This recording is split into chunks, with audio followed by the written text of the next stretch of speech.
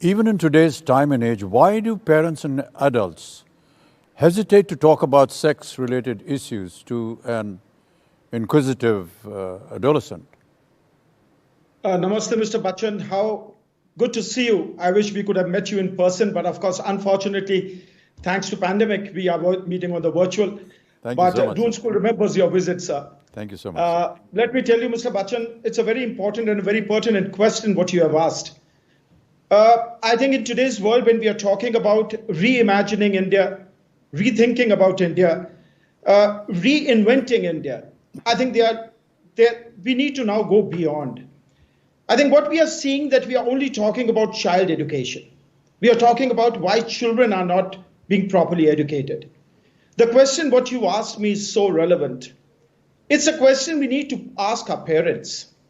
I think more than a child education, I would say we need parenting. Yes. When a child is born, particularly I'm talking about because I've got an opportunity of being in a boys' school as well as in a co-ed school. I saw that the children, when they are growing up, they are not actually talked about the issues related to growing up and sexual education. Now, this is my question, that why parents are shying. Maybe we have a conservative families. Maybe the families think that this is a job of a school. Maybe they postpone it.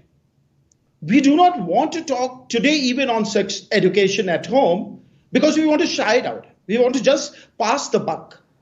I think it's a very important responsibility. When we have given birth to a child, when we are raising a child in a family, it becomes a prime responsibility of a parent that time to time when a child is growing, the child needs to be given the right education at the right time.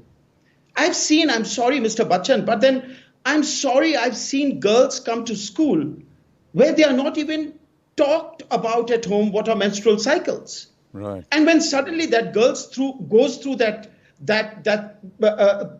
when it happens to her, she is absolutely flabbergasted.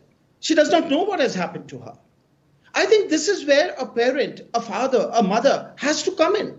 Yeah. And then what they learn is from the peer group, which is not right, because that is an incomplete knowledge a child is getting. I think we need to do parenting before we start sending the children to school. Right. So you had introduced co-education to your previous school, PPS Nabha. What were the challenges, in your opinion, that you faced? I mean, how did you impart familiarity and acceptance when you changed a one-sex school in your education system or a co-education system? Thank you very much, Mr. Bachchan, for this question, because this is very dear to my heart. Yeah, I just want to interrupt here because I also went to a boarding school in Nainital. Sherwood was a boys' school. And on the 50th year of its celebration of my leaving the school, I was called there again. And I was so happy to see that it had turned into a co-ed. And the boys and the girls were just mixing so wonderfully well. So the point that you brought up really is very pertinent. At a very young age, the parents need to educate the kids about all these matters. And yes, the more you get a co-educational facility, I think that breaks a lot of barriers in taking relationships forward. Absolutely, Mr. Bachchan. Apart from schools, I'm glad we are talking about Swasthya mantra. The Swasthya is not only physical. I'm talking here about the mental well-being also of a child. Now, when we are talking about a child being raised in a school, let me tell you the school reflects the value on a child. Whatever children are a reflection of the shadows of the adults.